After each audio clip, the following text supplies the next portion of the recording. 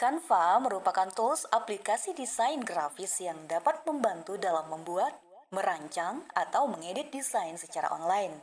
Sejak 2012, ada banyak alat pembuat desain grafis yang dapat dijadikan sebagai media pembelajaran di dalam Canva. Kali ini, Arunika ingin mengulik papan tulis Canva. Sebelum ke tutorial dan penerapannya dalam pembelajaran, kita salam Arunika dulu yuk. Arunika, berbagi seterusnya, belajar selamanya. Setelah membuka website Canva, pilih papan tulis. Satu bentang papan tulis ini dapat kita jadikan sebagai lembar kerja penuh. Misalnya dimulai dari menulis indikator tujuan pembelajaran, acuannya, model pembelajarannya, hingga sampai ke asesmennya. Cara menulis atau menambahkan elemen di dalam papan tulis Canva ini sama seperti pada desain grafis lainnya. Gunakan panel sebelah kiri bagi pengguna komputer atau bagian bawah layar HP untuk menambahkan elemen yang kita inginkan. Jika digunakan sebagai media pembelajaran interaktif, tambahkan area agar murid dapat berkontribusi di dalam papan tulis. Misalnya menulis regulasi diri atau penetapan anggota kelompok.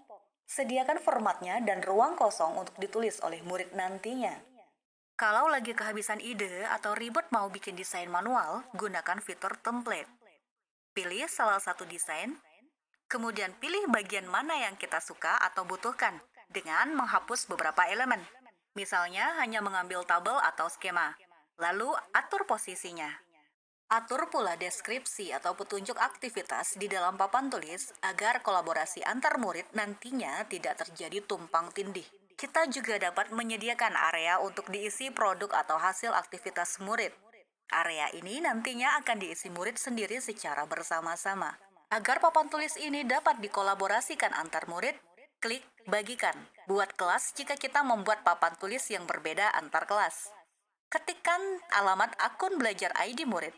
Maka murid yang masuk dalam kelas yang kita tentukan tersebut secara otomatis dapat melakukan kolaborasi dalam papan tulis tanpa meminta akses. Atau dengan cara membagikan langsung link papan tulis ini dengan cara klik bagikan sebagai editor, kemudian share link pada murid. Atau dengan cara dibagikan sebagai tugas, week tugas. Pilih tempat sebagai siklus mengumpulkan tugas dalam bentuk Canva, Google Classroom, Microsoft Teams, atau Learning Management System lainnya. Kemudian pilih jenis sebagai desain baru untuk masing-masing siswa, sebagai instruksi atau kerjakan tugas pada desain ini. Beginilah tampilan papan Canva ketika berkolaborasi antar murid. Murid dapat menambahkan teks, mengerjakan asesmen, mencurahkan pendapat, atau menautkan proyek yang dikerjakan. Guru dapat memantau ketepatan serta perkembangan aktivitas yang dilakukan murid selama proses pembelajaran. Bahkan dapat dipantau di luar jam tatap muka. Artinya dapat dilakukan dengan menggunakan metode blended learning. Join tim kan? Ya, join tim. Oke, para sub kita cek dulu ya. Contoh, bahan plastik, benang, orang-orang kayu. Masukkanlah link YouTube kalian. Oke, Pak? Caranya sama ya.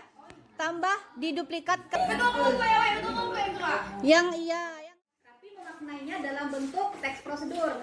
Kemudian supaya Kita dapat meminta murid mengirimkan tugas dengan fitur tautan dengan cara pilih elemen kemudian CTRL-K atau klik kanan pada elemen kemudian pilih tautan. Cara ketiga, murid dapat menautkan hasil pekerjaan melalui bagian komentar di link Canva yang kita bagikan tersebut.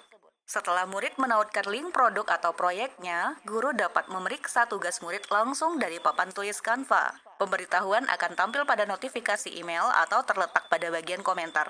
Ini beberapa contoh produk murid dalam bentuk tautan ke video YouTube. Assalamualaikum warahmatullahi wabarakatuh. Kesempatan hari ini saya ingin mengajarkan bagaimana cara meresensi buku ini. Bagi teman-teman yang mungkin dapat tugas dari guru untuk meresensi.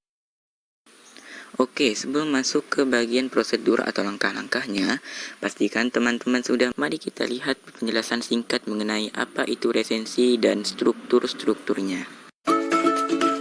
Pertama, apa itu resensi? Jadi, menurut KBBI, resensi adalah pertimbangan atau pembicaraan. Kolaborasi dengan bantuan media berbasis digital memang membantu. Namun, selama pembelajaran, guru tetaplah menjadi sumber media belajar murid.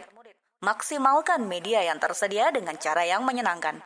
Selamat belajar, selamat mencoba, salam Arunika.